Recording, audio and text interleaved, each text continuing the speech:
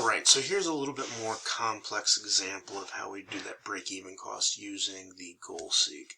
So if you read this description here, we do have a sweater company.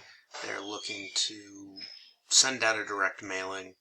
And so let's look at some of the things they've got. The cost of printing is $20,000 plus 10 cents a catalog, and the cost of mailing the catalogs are 15 cents. And so in addition, the company plans to include some reply envelopes with the mailing, so that's another 20 cents in cost for each mail envelope that's used by a respondent. Typically, when a customer orders, a $40 order comes through, and the variable cost, so once again, that's the part that changes with every order, of those is about 80% of the order's value, so $32. So remember, talking about variable costs, that gets hit every single time something's done. So if they have a $40 order, that's the revenue they get. And of every one of those orders, $32 is that variable cost. So they're pulling in $8 per order. And so the company's planning to mail 100,000 catalogs.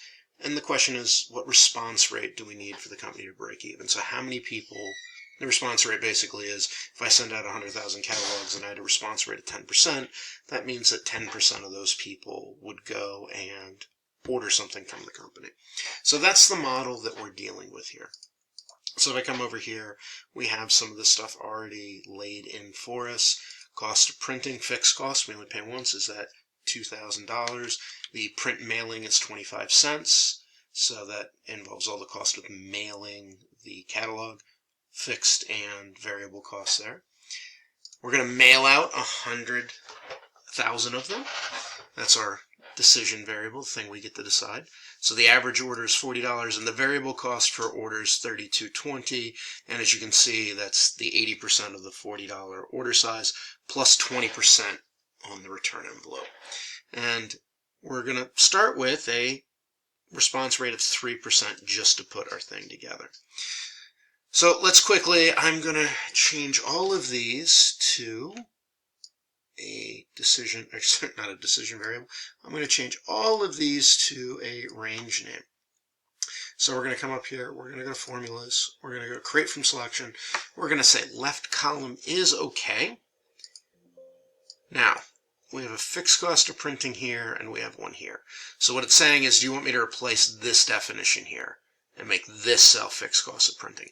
I'm going to say no, because I want to leave that cell as the fixed cost of printing. Alright, so the quick thing is, let's set up the Excel stuff. So the number of responses. Well, our number of responses will be how many things that we mail out times whatever our response rate is. So in this case, if we mail out 100,000, 3% of the people respond, that means we're going to get 3,000 responses. This means we've got 3,000 people ordering. Alright, so revenue. Revenue is the money that I get from selling something. So if I've got 3,000 people that are responding to my ad and they're buying something, and they average $40 an order, that means we're going to have $120,000 of revenue. So remember, to get profit, we need revenue minus cost. So let's get our cost. Fixed cost of printing is easy.